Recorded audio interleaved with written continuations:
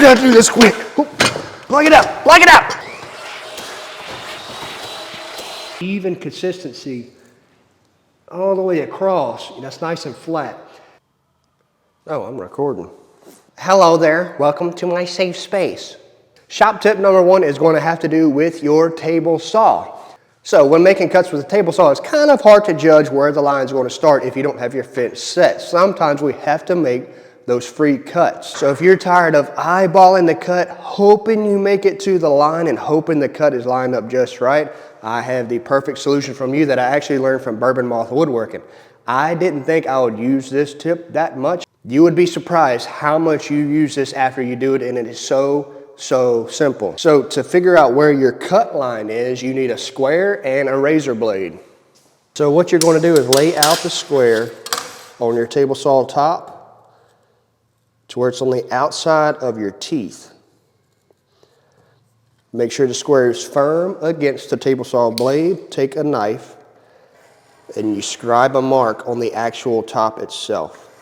I like to do it on both sides. So if you could see these two lines here, these show me the exact cut line or where the cut is going to be when I make this table saw cut. So now I can line up the mark that's on my workpiece to this line, and I know that's where the cut is going to take place. This is such a simple and easy fix to do. It makes life so much easier that you'll be so glad you did it, filled with joy and laughter. So the next thing we're going to talk about is rust prevention in your shop. Now, most tools or your larger tools have a cast iron top that rust very easily. I used to use Johnson's petroleum wax to keep my tools rust free, but as we all probably know by now, that has been discontinued and you cannot find it. If you're like me, you gave it to somebody and you didn't realize that they stopped making it. Now, after much experimentation, trial and error, and research, I have found the perfect solution. This will be linked in the description below.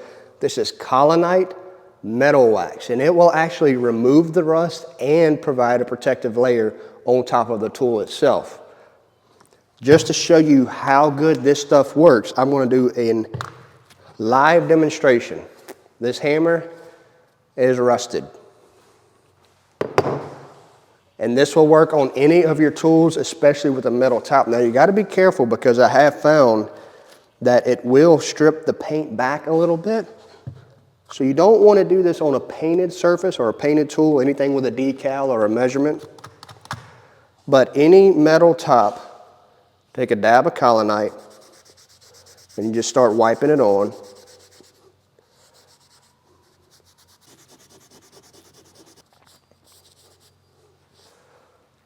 So I don't know if you could already see the difference. I haven't been working on this long. I could take and work on this for about 20 minutes. It would be completely rust free. So, crap. I was wondering why. You can already tell the difference, and I've only been doing this for about a minute. Just wiping it down, wiping the rust off. Before, after. If I was to continue working on this, maybe get a wire brush, it would knock all this rust completely off. It really helps if you put it on and let it set, and then you come back and wipe off the excess about an hour later. Colonite metal wax, it will be linked in the description below. It is an affiliate link. If you click it, I'll just get a little kickback. Doesn't cost you anything extra, but that stuff works. I put it on all of my cast iron metal tools, especially table saw, miter saw, the more expensive parts that would be expensive to replace. It will keep your tools rust free, but there's one extra thing that I like to do personally to make them a little bit more protected. Tip number 3 is to make your own finish that you could use on anything that you work on. What I do, what you need is mineral oil, beeswax, and your wife's crock pot.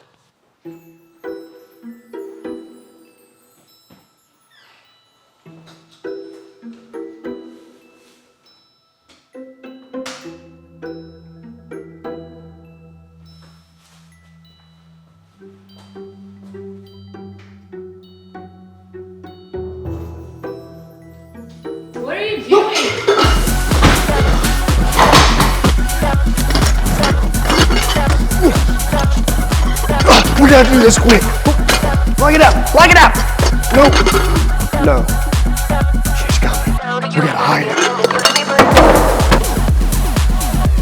Be cool, be cool. Coming! Yes? Where's my crock pot? What crock pot? You know that's your mom's, right? What are you talking about? She's gonna want it back. What are you accusing me of? Where's the crock pot? What are you accusing me of? Where's the crock I don't have pot? time for this. I love you. If you have a small crock pot, it is great. You can actually keep it in your shop and keep it plugged in. This is actually something that was left from a previous birthday party that I need to return. But if you have a small crock pot that you can keep in your shop, it's a great tool to have, believe it or not. So to make your own finish, you need mineral oil and beeswax, both of which will be linked in the description below. This is how I make my own finish for specific tables, like coffee tables. I make my own finish for cutting boards, butcher blocks, things like that.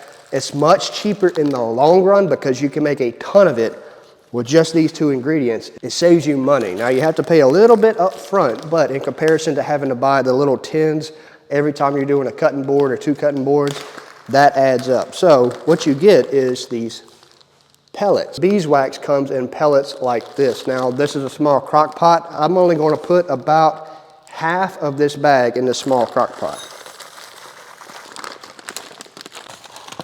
Now all I'm going to do is cover, go about 3/4 above the level of the pellets with the mineral oil.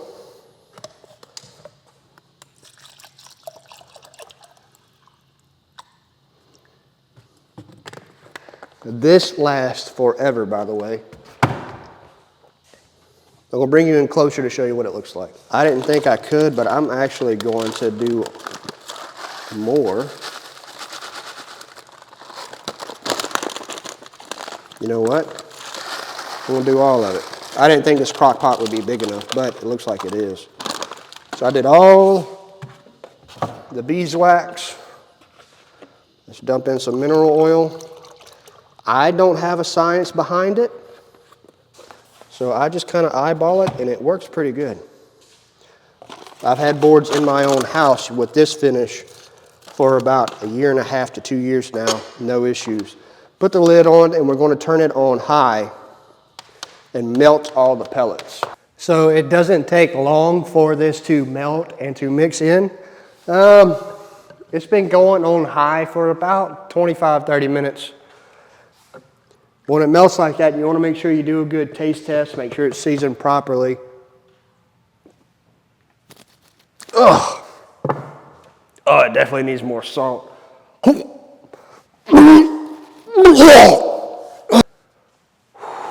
But now we need something to put it in. Now, if you have a crock pot that you could dedicate to your shop, I absolutely leave it in that crock pot because then you can melt it when you want it melted and have a nice liquid finish. Now that it's melted, it's time to put everything into a container or containers. I have ordered the metal discs in the past where you have each individual little container, little tin can, and that works great. You just ladle it out and put it in each and let it dry, and then you close it. But I didn't order any of that because I still have a ton of extra. But it's aggravating to find each little one, and they run out so quickly. So we're going to raid the kitchen again and get a Tupperware container that we're going to keep in the shop.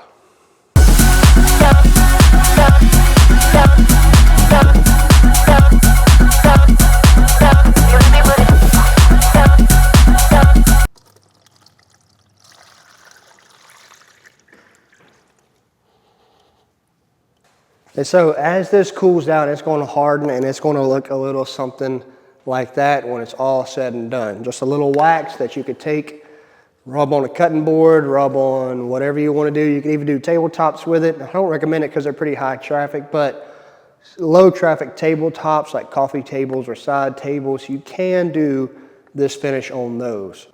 You can also finish kids' toys with it, things like that, because it is food grade, it's food safe to use. It's a really good finish, and it keeps that natural look. Another thing I like to use it for is after I put Colonite on my table saw, I will take some wax every now and then, and I'll just wax on top of my metal tools. It's not necessary, but it does add an extra little layer, and it makes the tools, it makes a nice sheen on top of the metal surfaces. We're going to let that cool, and I'm going to show you what it's like whenever it's all hardened up and dried. And so when it's dry, you get an entire container of finish. This will last me for months, and I won't have to replace it, and it saves so much money in the long run.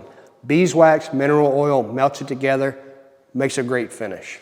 Food safe, you can use it for cutting boards, butcher blocks, whatever you're doing. Anything that's going in the kitchen, anything a kid may grab, you can use this type of finish on stuff like that. Just try it. I don't know the full extent of what you could use it for. Just try it and let me know below what you used it for. Now, we all know miter saws have quite the appetite. And even more dangerous still is when a miter saw gets a taste of human flesh, blood. Once it takes that first bite, then you got to put that miter saw down, because then it's going to hunt man for the rest of its days. You've got to make sure to feed your miter saw at least once a day, and I recommend any hardwood that you could find. Mine prefers maple, soft maple. I found that the more I fed it pine, the more snappy it got with me. To where every time I try to go feed it something, it'd jump and it'd snap at me trying to bite my hand off. And it took a while to tame it and make it settle back down.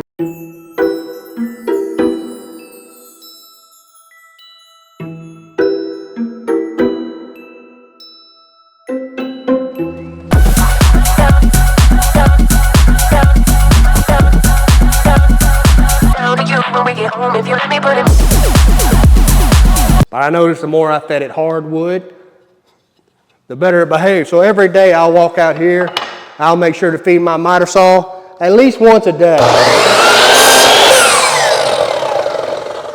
Now it's a happy miter saw. Always feed your saws. So the tip is construction grade lumber will do a lot to gunk up your saw blades. Now, I'm not going to do a demonstration in this video, but if you take your saw blades and you soak it in water mixed with dish soap, and then you take a wire brush, you can scrub off all the gunk that you get that builds up over time. Cleaner woods like hardwood or stuff you find that's dried, kiln dried, it takes a little longer for the blade to gunk up, but it always happens over time. Construction grade lumber will absolutely destroy a good blade because it's got so much moisture. I found that it sticks to my blade, especially my table saw. It will wear out a table saw blade a lot quicker due to the moisture. It makes like a wood glue that'll just stick to the blade, and it'll really gunk up that blade. So take your blades, every now and then take your blades, set them in water with some dish soap, let it set, take them out, scrub each tooth with a little wire brush. It'll make your blades last longer. Or just do like I typically do and replace the entire blade. This video deteriorated pretty quickly. One thing I like to do is anytime I buy screws, I try to buy screws that come with their own containers. Now, I will put the screws in the specific drawers that I already have laid out. I'll take those containers and save them because you never know when they might come in handy. These screw containers, the pocket hole Craig screws containers, I use them to put finishes in. I use them to save other little components, put to the side so I don't lose it. These little containers come in handy. Same thing with frog tape. If I gotta buy a painter's tape, I will buy the frog tape as opposed to the blue tape because it comes with this nice big container that you never know when you might be able to use it. So that's just a little freebie. When you buy screws, try to save the containers because they do become very useful. And so this is kind of a dual purpose tip. Like I said in the last one, always keep your containers because you don't know when they're going to come in handy. So when you're doing glue ups, it's nice to have the glue on the side. And you could use a brush to do the glue. You could use your fingers. I don't like getting glue all over my hands, so what I like to do is I'll take the glue and I'll get it nice and on the beard, and then I'll just take and it gets a nice even consistency all the way across. That's nice and flat. And it's going to help you with the squeeze out because it's not putting too much glue on there. That's not going to squeeze out that bad. It's getting nice even coverage. And then you could just take and squeeze your clamps together That simple. Always keep a container, grow a beard. You never know when either one will come in handy. So that's actually going to finish this video. I'm going to go hurry up and try to wash this out as fast as possible. Like and subscribe. I'll catch you on the next one.